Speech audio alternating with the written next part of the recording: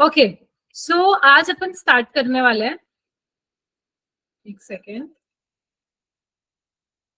हाँ, आपको याद है लास्ट क्लास में अपन ने यहाँ तक ज़ोइट्राइन तक देख लिया था। आज ना बच्चा पार्टी हम स्टार्ट करेंगे। एक मैं आपको स्ट्रक्चर बताने जा रही हूँ। सबसे पहले यहाँ पे देखो, मैं आपको बताऊंगी न्यूक्लियोटाइड क्या होते हैं और न्यूक्लियोसाइड क्या होते हैं। ठीक है, तो न्यूक्लियोटाइड और न्यूक्लियोसाइड यार कुछ ऐसे टर्म है जो आपको समझने के लिए मैं आपको यहाँ पे कुछ ऐसा समझा दूंगी जो आपको 12th में भी काम आने वाला है। ठीक है, यहीं पे समझ लोगे तो काफी फायदा होगा आपका। ठीक है, आधा आधा टुकड़ों में नहीं समझना पड़ेगा। जैसे आपने एक नाम सुना होगा डीएनए का, सुना है? Yes ma'am. तो एक न्यूक्लिक एसिड होता है। न्यूक्लिक एसिड कुछ और नहीं बल्कि डीएनए जो होता है और आरएनए होता है ना, इन्हीं को हम क्या कहते हैं? Nucleic acid. अब सवाल ये आता है कि जो आखिर डीएनए है ये बनता कैसे है? डीएनए भी तो किसी चीज से मिलके बनता होगा। तो बेटा डीएनए है ना, long polymer of deoxy ribo nucleotide. इतना बड़ा नाम है मैम, समझ ही नहीं आ रहा। देखो, पॉलीमर तो पहले मतलब ये होता है स्मॉल यूनिट। क्या होता है? Small unit. कोई भी स्मॉल यूनिट जुड़ के एक स्ट्रक्चर बनाती है। जैसे लेट से जो प्रोटीन है वो किससे मिलके बना होता है? अमीनो एसिड से। पता है आपको ये बात? Yes ma'am. तो अमीनो एसिड क्या है? पॉलीमर है। किसका? प्रोटीन का। वैसे ही डीऑक्सीराइबो न्यूक्लियोटाइड के पॉलीमर जोड़ के एक बनाते हैं डीएनए। लेट से एक ये ऐसे बहुत सारे डीऑक्सीराइबो न्यूक्लियोटाइड लगे हैं। अब डीऑक्सीराइबो न्यूक्लियोटाइड को तोड़ते हैं। डीऑक्सीराइबो अलग है और न्यूक्लियोटाइड अलग है। डीऑक्सीराइबो बेटा ये है शुगर। अब ये क्या है वो हटाओ, पहले मुझे बस बेसिकली आपको ये समझाना है न्यूक्लियोटाइड। आखिर ये न्यूक्लियोटाइड जो है वो किससे मिलके बनता है? ठीक है, जो न्यूक्लियोटाइड है ना बेटा, वो बेसिकली 3 चीजों से मिलके बनता है। एक बनता है नाइट्रोजनस बेस से, ठीक है, एक बनता है पेंटोज शुगर से, और एक बनता है फॉस्फेट ग्रुप से। ठीक है, तो देखो नाइट्रोजनस बेस में भी ना 2 चीजें आती हैं। एक आता है प्यूरिन और एक आता है पेरिमिडिन। ठीक है, जो प्यूरिन है उसमें 2 तरह के प्यूरिन होते हैं। एक होता है एडनीन और एक होता है ग्वानिन। वही पिरिमिडिन 3 टाइप के होते हैं। एक होता है साइटोसिन, एक होता है यूरेसिल और एक होता है थाइमीन। ठीक है, ये हो गया नाइट्रोजनस बेस की बात। अब आती हूं मैं पेंटोज शुगर। शुगर आपने नाम से सुना होगा, राइबोस शुगर होती है एक, और एक होती है डीऑक्सी राइबोस शुगर। सुनिए। No ma'am. ठीक है, शुगर 2 तरह की होती है। एक होती है राइबोस शुगर और एक होती है डीऑक्सी राइबोस शुगर। तो जो राइबोस शुगर होती है वो आरएनए में होती है और डीऑक्सी राइबोस शुगर होती है डीएनए। ठीक है, क्लियर है ये बात? तो अब 3 चीजों से मिलके, जैसे मैंने क्या बोला, डीऑक्सी राइबोस, ये क्या है बेटा? शुगर है और ये है न्यूक्लियोटाइड। तो अब जो डीएनए है आपका, बस ये देखो, आपको ये समझ आ गया ना न्यूक्लियोटाइड किससे मिलके बना है? Yes ma'am.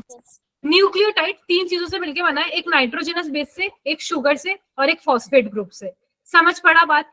अगर मैं यहाँ से सिर्फ फॉस्फेट ग्रुप हटा दूं ना तो हम इसको कहेंगे न्यूक्लियोसाइड। क्या कहेंगे? न्यूक्लियोसाइड। न्यूक्लियोसाइड क्या है? Nitrogenous plus pentose sugar. और अगर उसमें फॉस्फेट ग्रुप ऐड हो गया तो वो न्यूक्लियोटाइड हो जाएगा, और अगर फॉस्फेट ग्रुप ऐड नहीं है तो वो न्यूक्लियोसाइड होगा। बस इतना जानो, आपके लिए अभी इतना ही काफी है। ठीक है, न्यूक्लियोटाइड पर ये जो मैंने बताया ये सारे अभी आपके आगे काम में आएगा, तो बेटर आप यही जान लो कि एक जो डीएनए वो किससे बनता है? मिलके डीऑक्सीराइबो न्यूक्लियोटाइड से। डीऑक्सीराइबोस ये मैंने आपको यहाँ पे लिख दिया, राइबोस शुगर होती है। है ना। और यहाँ पे ये जो मैंने आपको बताया न्यूक्लियोटाइड किससे मिलके बना होता है, 3 चीजों से, नाइट्रोजनस बेस से, पेंटोज शुगर से और फॉस्फेट ग्रुप से। अगर फॉस्फेट ग्रुप नहीं है तो नाइट्रोजनस बेस और शुगर मिलके बनाता है हमारे न्यूक्लियोसाइड। ठीक है, अब न्यूक्लियोसाइड क्या होता है और न्यूक्लियोटाइड क्या होता है, ये आपको समझ आ गया? Yes ma'am. इसमें किसी को कोई confusion? No ma'am. No ma'am. तो यही देखो, आपको एक डीएनए का स्ट्रक्चर है। अभी देखो डीएनए ऐसा ही होता है ना, डबल हेलिक्स, ये स्ट्रक्चर तो देखा होगा आपने। Yes ma'am. Yes ma'am. Yes तो मैम। देखो यस मैम। ये जो बेटा चल रहा है ना, देखो ये बीच में ये वाले, ये है हमारे एडेनिन थाइमीन। ये जो मैंने आपको लिखे ना यहाँ पे, ये देखो प्यूरिन शीडिमिन में एडेनिन थाइमीन, ये सब है हमारे, ये एडेनिन थाइमीन, ये थाइमीन एडेनिन साइटोसिन गुआनिन, ये बीच में ये सारे हमारे क्या है, ये देखो ये है हमारे नाइट्रोजनस बेस। क्या है, ये हमारे सारे नाइट्रोजनस बेस है। और आपको ये जो स्ट्रैंड दिख रही है ना, ये स्ट्रैंड ये वाली, मैम। यस ये हमारी मिलके बनती है शुगर और फॉस्फेट से। किससे? शुगर और फॉस्फेट से। और इसके बीच में ये हमारे लगे हैं, ये आप देखो ये जो है ना नाइट्रोजनस बेस, ये है हमारे nitrogenous base. Ma'am nitrogenous base की स्पेशल अरेंजमेंट होती है कोई या ऐसी? हाँ बेटा, राइट। जैसे मैंने आपको यहाँ पे बताया, ये देखो हमेशा ये जो प्यूरिन है, कोई भी एक प्यूरिन हमेशा एक पिरिमिडिन से बाइंड करेगा। जैसे यहाँ पे हमेशा जो एडेनिन है वो हमेशा किससे बाइंड करता है, थाइमीन से, विद डबल हाइड्रोजन बॉन्ड। किससे? डबल हाइड्रोजन बॉन्ड से। ठीक है, फिर जैसे ग्वाइनिन मैंने लिखा, ग्वाइनिन ट्रिपल हाइड्रोजन बॉन्ड से साइटोसिन से बाइंड करेगा। अब आप देखो यहाँ पे ये जो जी है, जी के सामने सी है, टी के सामने ए है, तो टी एडेनिन और थाइमीन हमेशा साथ में बाइंड करेंगे और ये दोनों हमेशा साथ में बाइंड करेंगे, नो मैटर व्हाट। जैसे यहाँ पे ए है तो आप देखो यहाँ पे टी है, अगर यहाँ पे टी होता तो यहाँ पे ए होगा, यहाँ पे अगर जी है तो यहाँ पे सी ही होगा। समझे? Yes ma'am. अभी आप जब 12th में आओगे तब आपके चैप्टर आएगा मॉलिक्यूलर बेसिस ऑफ इनहेरिटेंस, तब इसको और वापस आपको डिटेल में पढ़ाया जाएगा डीएनए को, क्योंकि वो पूरा चैप्टर ही डीएनए पे है, तब ये आपको वापस डिटेल में पढ़ाया जाएगा। अभी मैंने आपको काफी कुछ बता दिया है जो पढ़ाने जाने वाला है, बट फिर भी ठीक है, तब वापस पढ़ेंगे। Yes ma'am. Yes okay ma'am. चलो, अब एक टर्म आता है प्राइमरी मेटाबोलाइट्स और सेकेंडरी मेटाबोलाइट्स। मैम 12th में भी आप ही हमारी टीचर रहोगे ना? क्या? 12th में भी आप ही हमें बायो पढ़ाओगे ना? हाँ, अगर आपको नहीं पढ़नी तो अलग बात है, तब आपको दूसरे बैच में डाल देंगे। मैम पढ़नी है तभी। नो मैम आपसे ही पढ़नी है। है ना? Yes ma'am. तो वही है, पढ़ाऊंगी मैं ही। ठीक है, तो ये है प्राइमरी मेटाबोलाइट्स और ये है सेकेंडरी मेटाबोलाइट्स। तो जो बेटा प्राइमरी मेटाबोलाइट्स है ना, ये हमारे एनिमल टिश्यू में पाया जाता है और ये डायरेक्टली इन्वॉल्व होता है हमारी ग्रोथ कराने में। आपकी ग्रोथ करवाने में जो जो भी काम में आता है, जैसे मैं आपको बोलूं ग्रोथ करवाने में आपके अमीनो एसिड काम में आ रहा है बॉडी में, आपके प्रोटीन काम में आ रहा है, तो ये जो डायरेक्ट आपकी ग्रोथ करवाने में काम में आते हैं ना बॉडी में, उसको हम बोलते हैं प्राइमरी मेटाबोलाइट्स। वहीं जो दूसरी तरफ ये हमारे एनिमल सेल में पाया जाता है, कहाँ पे? एनिमल, हमारे में। वहीं ये प्लांट और फंगल में पाए जाते हैं। किसमें? प्लांट और फंगल में। ये डायरेक्टली ग्रोथ नहीं करवाते, बट ये क्या है, हमारे से कोई भी केमिकल रिएक्शन हुई, मेटाबॉलिक रिएक्शन हुई, ये उसका क्या होता है? बाय प्रोडक्ट होते हैं। कोई भी मेटाबॉलिक रिएक्शन है, ये उसका बाय प्रोडक्ट है। क्या है? बाय प्रोडक्ट है। जैसे कि मैं आपको बोलूं कोई रिएक्शन करवाई और हमने क्या बनाया? एंटीबायोटिक्स। एंटीबायोटिक हम बनाते ही हैं बाहर, है ना। हम अगर जैसे मैं बाहर, अगर हमें को कोई रबर का सिंथेसाइज करवाना है तो रबर भी मेरे बाहर बन रही है, मेरे को कोई भी तरह का ऑयल बनाना है वो भी मैं ही बनवाऊंगी। तो मैं बाहर कुछ भी रिएक्शन करवा के जो प्रोडक्ट बनवा रही हूँ, दे आर सेकेंडरी मेटाबोलाइट्स। और प्राइमरी मेटाबोलाइट्स जो मेरी खुद की बॉडी में रिएक्शन होके और जो मेरी ग्रोथ में हेल्प कर रहे हैं, जैसे अमीनो एसिड, वो कैसे भी जुड़ेंगे, कैसे भी टूटेंगे, कहीं भी मेरे को एनर्जी प्रोवाइड करेंगे, वो उनके ऊपर है, वो है primary. Is it clear? Yes Yes. Ma'am primary सिर्फ एनिमल्स में होंगे। हाँ जी बेटा, ये देखो हमारी किस में हेल्प करेंगे, हमारे को नॉर्मल ग्रोथ में भी हेल्प करेंगे, ये रिप्रोडक्शन में भी हेल्प करेंगे, हमारे डेवलपमेंट में भी हेल्प करेंगे, ठीक है? Yes, ma'am. अब हम आते हैं नेक्स्ट टॉपिक जो कि है बायो मैक्रो मॉलिक्यूल्स। याद है अपन ने टॉपिक स्टार्ट किया था माइक्रो मॉलिक्यूल से? Yes ma'am. Ma'am. कुछ बच्चे घूम गए। No, ma'am, याद है। ये देखो दो बताए थे हमने, बायोमोलिक्यूल्स स्टार्ट किया था, माइक्रो मॉलिक्यूल्स और मैक्रो मॉलिक्यूल्स। मैंने आपको बताया था माइक्रो मॉलिक्यूल्स वो होते हैं जिनका वेट 18 से 800 डेल्टन में होता है। और अब मैं बात करती हूँ मैक्रो मॉलिक्यूल्स की यहीं पे। तो मैक्रो मॉलिक्यूल्स वो होते हैं जिनका मॉलिक्यूलर वेट 1000 या 10,000 डेल्टन से ऊपर होता है, ठीक है? जिनका 10,000 से ऊपर होगा। इसके अंदर हमारे सारे आ जाते हैं, जैसे हमारे आ गए यहाँ पे प्रोटीन। क्या आ गया बेटा? प्रोटीन, पॉलीसेकेराइड, पॉलीसेकेराइड, ठीक है? और हमारे यहाँ पे मैम बायोमोलिक्यूल्स को हम नेकेड आइज से नहीं देख सकते ना? क्या बेटा? बायोमोलिक्यूल्स को हम नेकेड आइज से नहीं देख सकते ना? बायोमोलिक्यूल्स को, हाँ हाँ सही बात है, सही बात है, नहीं देख सकते। अब देखो, अब आप देखो एक चीज, यहाँ पे भी मैंने लिपिड लिखा है और यहाँ पे भी मैंने लिपिड लिखा है कि नहीं? Yes, ma'am. तो जो लिपिड है वो यहाँ पे इसलिए लिखा हुआ है क्योंकि उनका मॉलिक्यूलर वेट 10,000 डेल्टन से ऊपर होता है। बट जब हम इनको जैसे चीज क्लोथ में हम अगर हम पास ऑन करवाते हैं, एक जैसे मैंने छन्नी ले ली, छन्नी में मेरे को पता है कि आटा नीचे आ जाएगा, कचरा ऊपर रह जाएगा, तो उसी तरीके से एक पर्टिकुलर साइज है। तो जो ये सारे जो पार्टिकल्स है ना, ये वाले सारे प्रोडक्ट्स जब नीचे आते हैं किसी पर्टिकुलर साइज के, लिपिड भी उन्हीं के साथ नीचे आ जाता है। ये मैक्रो मॉलिक्यूल उनके नाते इसको ऊपर रहना चाहिए था, पर ये इजीली सीविंग इफेक्ट दे देता है और पास ऑन हो जाता है।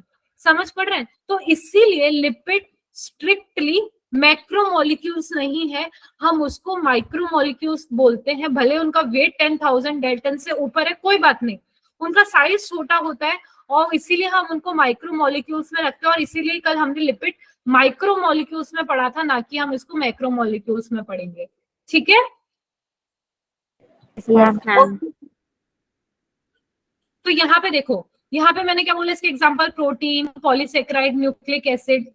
न्यूक्लिक एसिड आपको बताया, न्यूक्लिक एसिड में कौन से तरह की न्यूक्लिक एसिड बताया मैंने भी आपको? डीएनए और आरएनए। DNA RNA. गुड। तो ये न्यूक्लिक एसिड हो गया। अब मैं आपको प्रोटीन के बारे में बताती हूँ सबसे पहले। किसके बारे में बताऊंगी? प्रोटीन के बारे में। देखो प्रोटीन जो है वो सबसे पहले क्या है, एक तो प्रोटीन पॉलीपेप्टाइड है। चलो नेक्स्ट पे लिखते हैं प्रोटीन। प्रोटीन क्या है? पॉलीपेप्टाइड। पॉली मतलब क्या होता है बेटा? एक से ज्यादा, मोर देन वन, ठीक है? More than one. और पेप्टाइड कोई भी चीज जो पेप्टाइड बॉन्ड से जुड़ी हुई है। लेट्स से ये एक अमीनो एसिड था, ये एक अमीनो एसिड है, ये एक अमीनो एसिड है, ये एक अमीनो एसिड है, ये एक अमीनो एसिड है। ये सारे अमीनो एसिड आपस में जुड़ रहे हैं पेप्टाइड बॉन्ड से। किस बॉन्ड से? पेप्टाइड बॉन्ड से। समझ पड़ रही है बात? और मिलके ये पूरा जो स्ट्रक्चर बन रहा है, क्योंकि ये सिंगल है, ये है मोनो, सिंगल यूनिट को हम क्या बोलते हैं? मोनो। और मोर देन वन या टू उसको हम बोलते हैं पॉली। तो क्या ये पॉलीपेप्टाइड हो गया? Yes ma'am. और इस पॉलीपेप्टाइड का नाम है प्रोटीन। क्या नाम है? प्रोटीन। प्रोटीन। समझ पड़ा बात? कि सारे अमीनो एसिड मिलके पेप्टाइड बॉन्ड से जुड़ के एक पॉलीपेप्टाइड बना रहे हैं और उस पॉलीपेप्टाइड का नाम है प्रोटीन। प्रोटीन। ठीक है, ये पॉलीपेप्टाइड में आपने मोर के बाद क्या लिखा है? मोर देन वन, एक से ओके ज्यादा। मैम। ठीक है, तो प्रोटीन क्या है? पॉलीपेप्टाइड है। अब ये किससे है? Long chain of amino acid होता है। अब ना प्रोटीन जो है बेटा हीट्रोपॉलीमर होता है। क्या होता है? हीट्रोपॉलीमर। यहाँ पे ना दो टर्म आते हैं, एक आता है हीट्रो और एक आता है होमो। जहां भी हीट्रो आ जाए, हीट्रो मतलब होता है डिफरेंट और होमो होता है सेम। यानी कि हीट्रो मतलब यहाँ पे ये अमीनो एसिड कोई दूसरा होगा, ये दूसरा अमीनो एसिड होगा, ये दूसरा होगा, ये लाइसिन हो गया, ये आर्जिनिन हो गया, ये ग्वानिन हो गया, ये टायरोसिन हो गया, जो भी हो गया। ठीक है, ऐसे चलता है, ग्वानिन हो गया, जो भी है। अब वहीं पे होमो मतलब same, arginine arginine arginine arginine arginine, guanine guanine guanine guanine, ऐसा वाला, लाइसिन लाइसिन मैम ये लाइसिन लाइसिन। एसिड्स के नेम याद करने हैं सारे? हाँ, अमीनो एसिड मैंने आपको कल बताया था ना, कि आपके जितने भी अमीनो एसिड है उनके नेम तो याद करने पड़ेंगे। मैंने यहाँ पे लिखे भी थे ये रहे, yes ma'am. Arginine, ma'am NCERT में बायो में नहीं दे रखे। आप केमिस्ट्री में जब पढ़ोगे ना तो आपको खुद सर बोलेंगे याद करने के लिए, है ना। तो केमिस्ट्री में तो है ये, इसलिए मैंने आपको बोला है याद तो करने पड़ेंगे। बायो में करो या वहां करो, तो मैं आपको ये नहीं बोलूंगी कि मेरा सिलेबस है तो मत करो, क्योंकि मुझे पता है आपका नीट क्लियर करना है और नीट क्लियर करने के लिए इसको याद करने की जरूरत पड़ेगी। ठीक है, बायोलॉजी में भी इससे क्वेश्चंस आ जाते हैं अमीनो नहीं एसिड्स। बायोलॉजी में इससे नहीं आते हैं, ऐसे ऐसे नहीं आते। केमिस्ट्री में पर आता है, तो जब केमिस्ट्री में पढ़ लोगे तो बायो वाला तो टॉपिक बहुत इजी है। बायो वाला तो ऐसा है, क्या ये तो बच्चा है, चुटर मुटर है, हटा इसे, इसको तो पढ़ना ही नहीं है, ऐसा वाला है। ठीक है, यस। तो अब यहाँ पे ना एक चीज और है।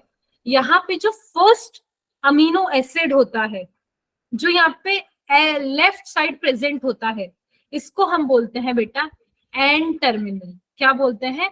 N terminal. और जो यहाँ पे लास्ट अमीनो एसिड होता है ना, लास्ट वाला, उसको हम बोलते हैं सी टर्मिनल। क्या बोलते हैं? C terminal. Is that clear? Ma'am इसमें किसी को कोई कंफ्यूजन? No ma'am. वो मैम अगर आपसे पूछ लिया जाए मोस्ट abundant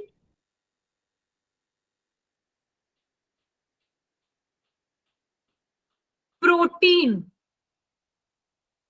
इन एनिमल वर्ल्ड, एनिमल वर्ल्ड में सबसे अबंडेंट प्रोटीन कौन सा है? कोई मुझे बताएगा? सोलोजन। हाँ सोलोजन। बेटा, आवाज नहीं आ रही है।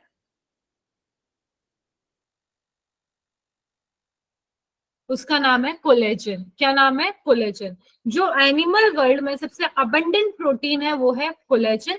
और सिर्फ एनिमल वर्ल्ड को ना लेके पूरे हम बायोस्फीयर की बात करें तो वो है रूबिस्को। क्या है? रूबिस्को। रूबिस्को का फुल फॉर्म है ribulose bis phosphate carboxylase oxygenase. ठीक है, याद करना पड़ेगा। मैम ये वाला प्रोटीन कहाँ पे होता है? पूरे बायोस्फीयर में जो प्रेजेंट होता है ना। अच्छा, रूबिस्को का पूछ रहे हो? रूबिस्को कहाँ मिलता है? Yes ma'am. बेटा मोस्टली तो ये प्लांट्स में मिलता है। जब अपन है ना, अपन प्लांट्स के बारे में जब पढ़ना शुरू करेंगे, ठीक है, तब हम पढ़ेंगे कि यार ये रूबिस्को जो है वहां पे तो बहुत ही ज्यादा मिल रहा है ये। और प्रोटीन है जैसे, ये और सबसे ज्यादा क्या हेल्प करता है? ये फोटोसिंथेसिस में हेल्प करवाता है। ये किसमें? फोटोसिंथेसिस में हेल्प कराता है। ठीक है, यस मैम। चलो, मैंने ये तभी बोला ना, कोलेजन ये एनिमल्स में पाया जाता है और ये फिर भी कम अमाउंट में होता है, बट रूबिस्को तो इतना ज्यादा होता है कि सबको पीछे छोड़ देता है।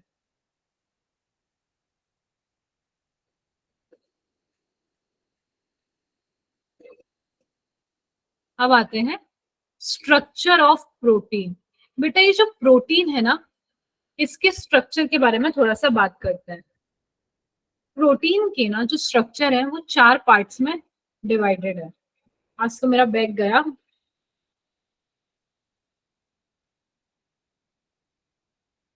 सबसे पहला जो स्ट्रक्चर है वो है प्राइमरी स्ट्रक्चर, दूसरा है सेकेंडरी, तीसरा है टर्शरी और चौथा है क्वाटरनरी, फोर्थ है क्वाटरनरी।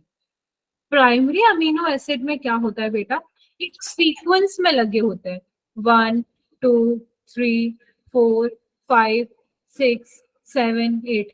हम इनका क्या पढ़ रहे हैं basically, arrangement of amino acid, कि पहले कौन सा अमीनो एसिड लगा है, दूसरा कौन सा अमीनो एसिड लगा है ना, उनकी पोजीशन पढ़ रहे हैं हम उनका एन टर्मिनल पढ़ रहे हैं और सी टर्मिनल पढ़ रहे हैं। ठीक है, Yes, ma'am. Yes ma'am. वही सेकेंडरी जो होता है, इसी को अगर हम थोड़ा सा फोल्ड कर दें, इसी स्ट्रक्चर को हम अगर जैसे ये जुड़ा हुआ है इसको हम फोल्ड कर दें ऐसे करके, है कि नहीं, इसको हम बोलते हैं क्या, सेकेंडरी स्ट्रक्चर। इसको हम बोलते हैं या तो alpha helix, beta pleated sheet.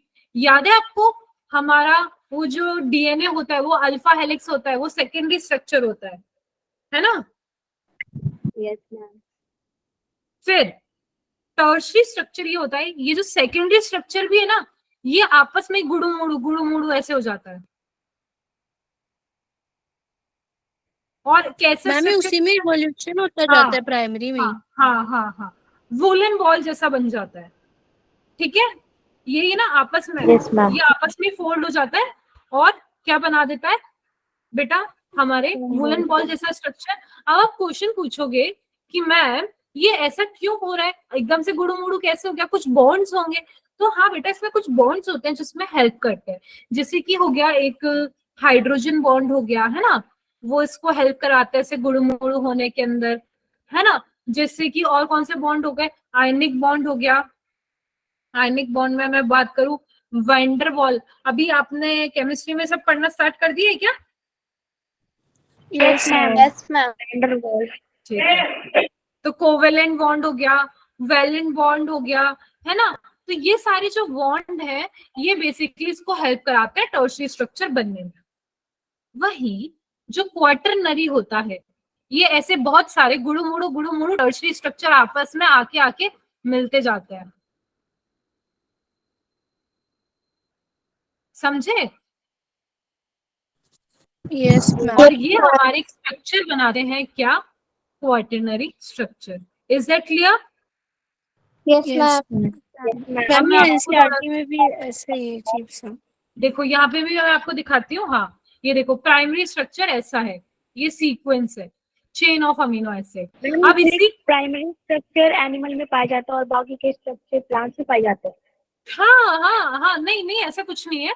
जैसे देखो सेकेंडरी स्ट्रक्चर है वो अल्फा हेलिक्स है, ये डीएनए जो है वो इसी से बन के बना होता है, इसी स्ट्रक्चर से मिलके बना होता है। तो ये सारे स्ट्रक्चर सब में पाए जाते हैं,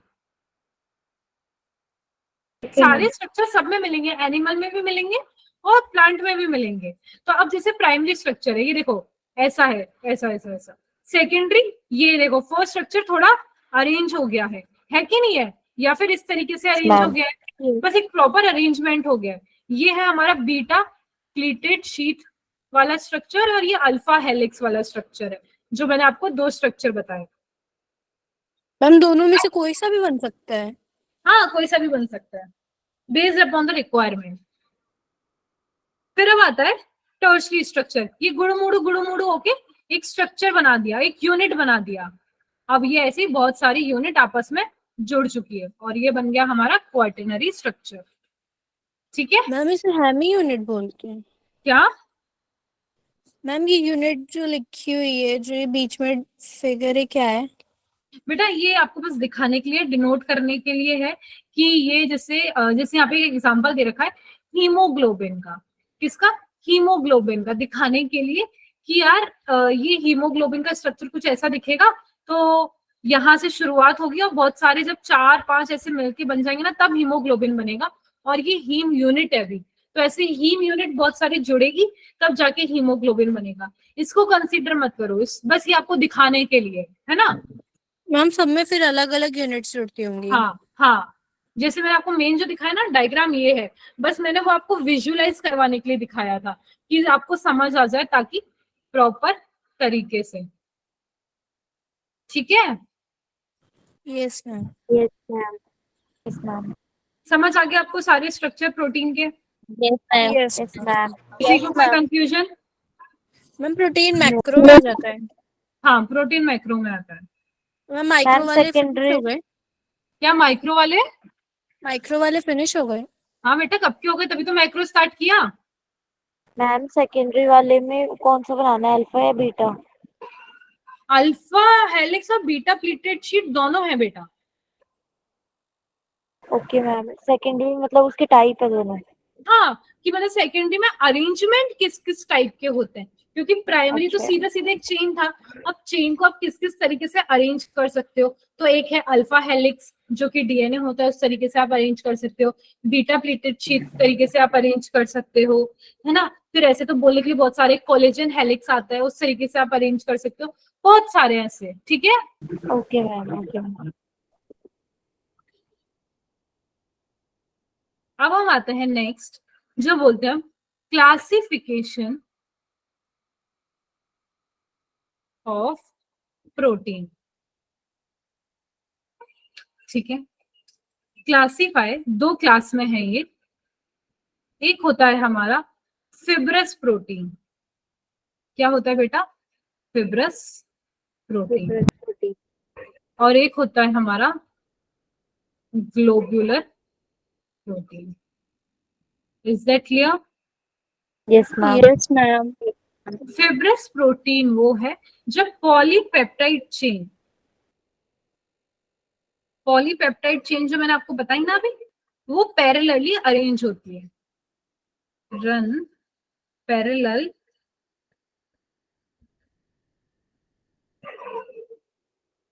and held together by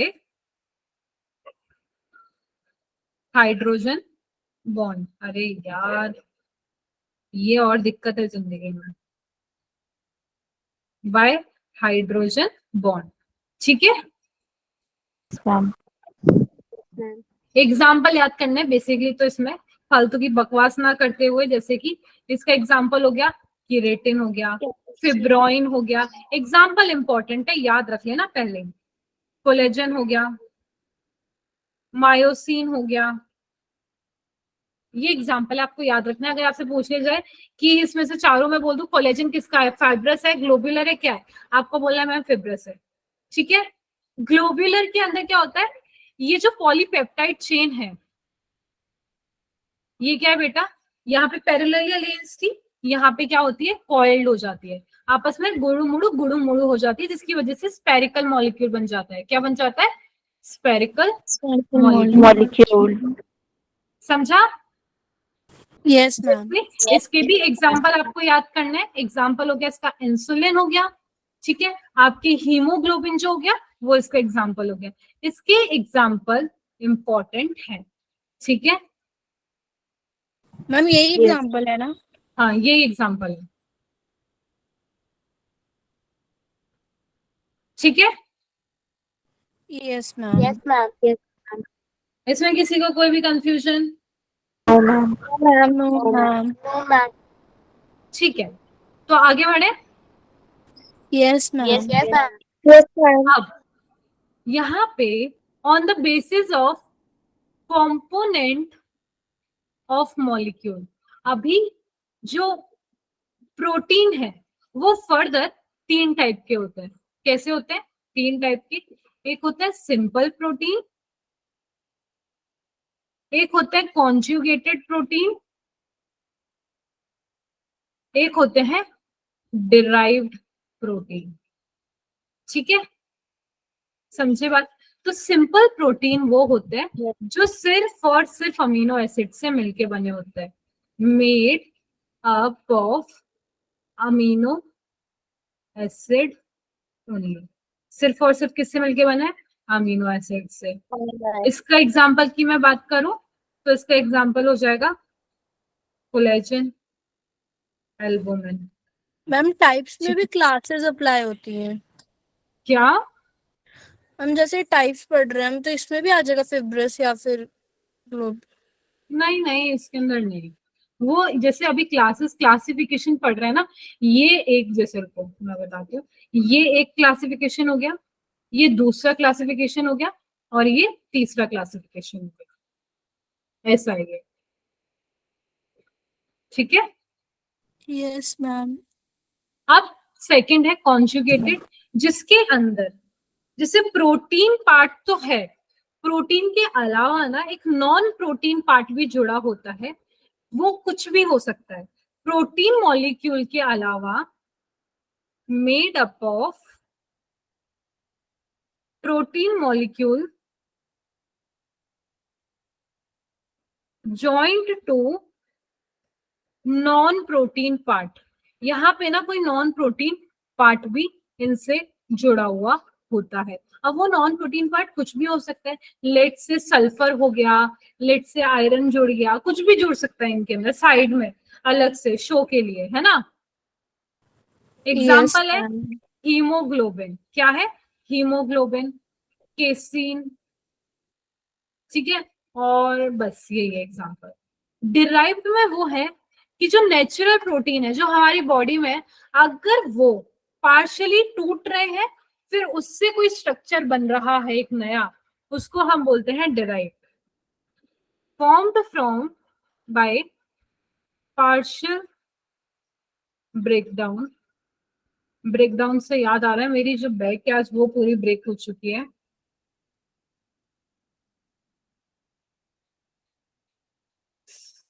formed by partial breakdown of natural protein, इसकी एग्जाम्पल है इंसुलिन, क्या है, इंसुलिन, फिब्रिन, ठीक है, पेप्टोन। समझ पड़ रहा है बात? Yes ma'am. इसमें किसी को कोई confusion? Ma'am, No, insulin hormone proteins में आ जाता है? क्या बेटा? मैम, इंसुलिन हार्मोन होता है तो वो प्रोटीन में आ जाता है? बेटा हार्मोन ना एक कंपोनेंट है, अब वो किसी ना किसी से मिलके बना होगा, तो एक हार्मोन प्रोटीन से मिलके बना होता है, और उसके अंदर हार्मोन में पॉलीसेकेराइड भी होता है, तो ये छोटी छोटी यूनिट है जिससे मिलके एक स्ट्रक्चर बनता है जो बोलते हैं हार्मोन। अब इस हार्मोन में कोई प्रोटीन होगा, थोड़ा सा, थोड़े से पॉलीसेकेराइड भी हो सकते हैं, थोड़ा सा न्यूक्लिक एसिड भी हो सकता है, सब कुछ हो सकता है ना, थोड़ा सा लिपिड हो सकता है। अब फर्दर प्रोटीन भी किससे मिलके बना होता है, अमीनो एसिड से मिलके बना होता है, पॉलीसेकेराइड मोनोसेकेराइड से मिलके बने होते हैं, न्यूक्लिक एसिड न्यूक्लियोटाइड से मिलके बने होते हैं। इतनी कॉम्प्लेक्स डाइवर्सिटी है।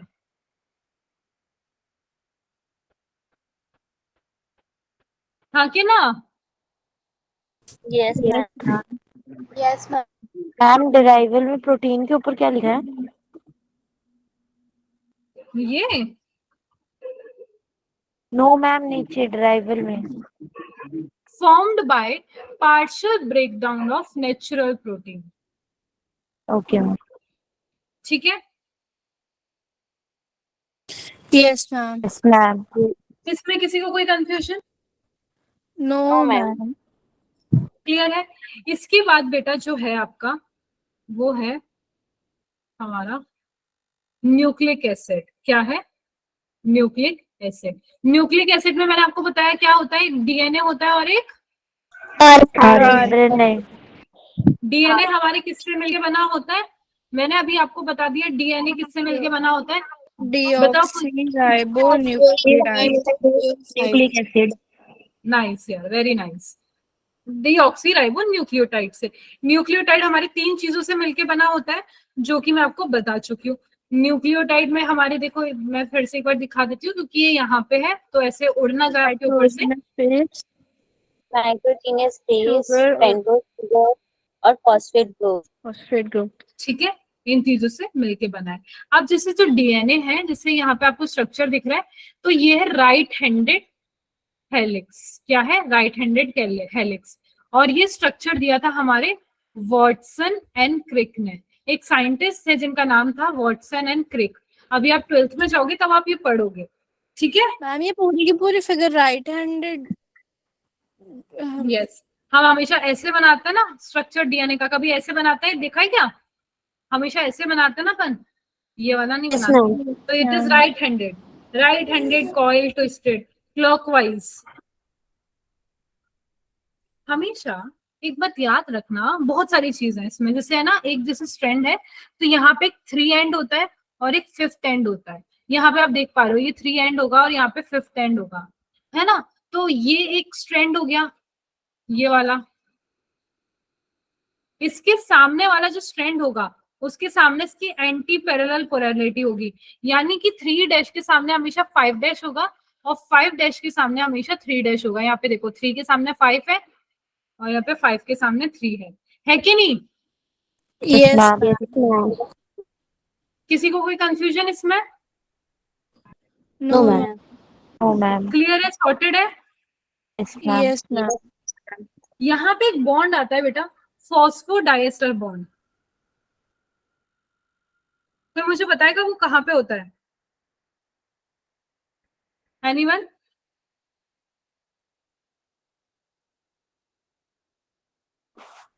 मैम क्या? Phosphodiester bond. चलो, नो वन, किसी को कोई आइडिया नहीं है? No, यहाँ पे ma'am. मैंने आपको बहुत सारे स्ट्रक्चर बताए थे, तो चलो मैं यही बता देती हूँ, आपको शायद कंफ्यूजन ना हो। तो यहाँ पे ना देखो, यहाँ पे एक आपको दिख रहा है पेंटोज शुगर, ये रहा, है ना? और आपको एक दिख रहा है यहाँ पे नाइट्रोजनस बेस। ये दोनों आपस में जुड़े होंगे, मैंने बोला हाँ ये दोनों जुड़े होंगे। तो ये दोनों जब आपस में जुड़ते हैं न्यूक्लियोसाइड बनाते हैं, है कि नहीं? Yes, ma'am. तो ये दोनों आपस में एक बॉन्ड से जुड़ते हैं जिसको बोलते हैं हम एन ग्लाइकोसिडिक लिंकेज। क्या बोलते हैं बेटा? N glycosidic linkage. इसमें किसी को कोई मैम ये कंफ्यूजन? ग्लाइकोसिडिक लिंकेज एक साथ ये है क्या? ये बॉन्ड का नाम है, बॉन्ड। जैसे मैंने आपको बताया अमीनो एसिड पेप्टाइड बॉन्ड से जुड़ते हैं, ऐसे Yes, ma'am. Nitrogenous base pentose sugar से एन ग्लाइकोसिडिक लिंकेज नाम से जुड़ते हैं। ये बॉन्ड का नाम है Okay, ma'am. जो इनको जोड़ता है। वहीं अब ये दोनों जुड़ गए, अब भैया फॉस्फेट को भी जुड़ना है, बोले मैं वही तुम्हें ज्वाइन करना है कि नहीं है? क्योंकि मुझे आपके साथ Yes, जुड़ूंगा ma'am. तभी न्यूक्लियोटाइड बनाऊंगा ना। Yes. Yes, ma'am. तो ये है हमारा जो बनाता है, इसका नाम है फॉस्फोएस्टर लिंकेज। क्या नाम है बेटा? Phosphoester linkage. Is that clear? Yes, ma'am. Yes. तो अब ना देखो, वही है, अगर आप फॉस्फोएस्टर की बात करें तो एक न्यूक्लियोटाइड हो गया, ये दूसरा न्यूक्लियोटाइड हो गया। ऐसे बहुत सारे न्यूक्लियोटाइड आपस में जुड़ के बनाते जाते हैं ना DNA. Yes, ma'am. Ma'am. Nucleotide, और अब न्यूक्लियोटाइड हमें पता है 3 चीजों से मिलके बनता है ना? Yes, ma'am. Yes, ma'am. Yes, ma'am. अब आपको इनके आपस के भी बॉन्ड पता पड़ गए। तो पर ये जो न्यूक्लियोटाइड आपस में, एक न्यूक्लियोटाइड दूसरे न्यूक्लियोटाइड से आपस में फिर से एक बॉन्ड से जुड़ता है जिसको बोलते हैं 3-5 फॉस्फो डाइएस्टर लिंकेज। क्या बोलते हैं? Phosphodiester linkage. अभी हमने देखा था यहाँ पे एक नाइट्रोजनस बेस था, एक शुगर था और एक फॉस्फेट था। ये दोनों आपस में किस बॉन्ड से थे? And And- glyco. क्या क्या क्या? And Right. Good. N glycosidic linkage से ज्वाइन थे। और ये वाला जो आपस में थे, ये न्यूक्लियोसाइड प्लस फॉस्फेट, ये किस बॉन्ड से जुड़े हुए थे?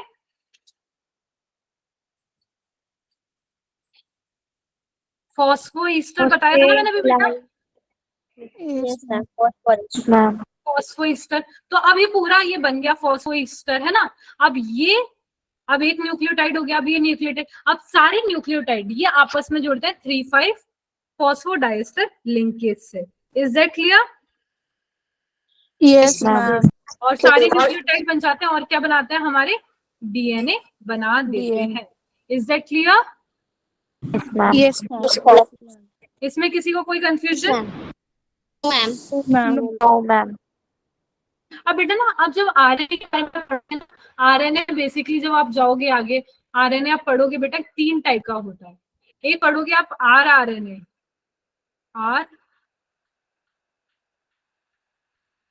आरएनए। वैसे अभी ना पढ़ो तो चलेगा, ठीक है, इसका क्योंकि कोई जरूरत भी नहीं है, समझाऊं या नहीं समझाऊं छोड़ो, ये फालतू का अभी के लिए आपके लिए लोड हो जाएगा, रहने दो। अभी मैंने आपको पहले बहुत ज्यादा डिटेल में पढ़ा दिया, ठीक है, याद कर लेना ये मैम सब, आरएनए ये में नहीं काम पढ़ना आएगा आपके। आगे? क्या? आरएनए में आगे नहीं पढ़ना? नहीं, आरएनए क्लासिफिकेशन। आपके नहीं पढ़ना, नहीं पढ़ना, आपके नहीं पढ़ना, आपके 12th क्लास में है पूरा डिटेल में, ठीक है। मैम मैम Yes, डीएनए में होता है ना, डीएस, DSS DNA। क्या बेटा? हाँ, इसको बोलते हैं डबल स्ट्रैंडेड डीएनए। डीएनए हमेशा डबल स्ट्रैंडेड होता है। अभी मैंने आपको स्ट्रक्चर भी दिखाया, ये देखो, yes मैम। ये एक स्ट्रैंड है और ये दूसरी स्ट्रैंड है, double stranded it is. Double standard DNA को ही DSS DNA कहते हैं। हाँ, ये मैंने लिखा ना, DS DNA, double stranded DNA, ठीक है। Yes, ma'am. Yes ma'am.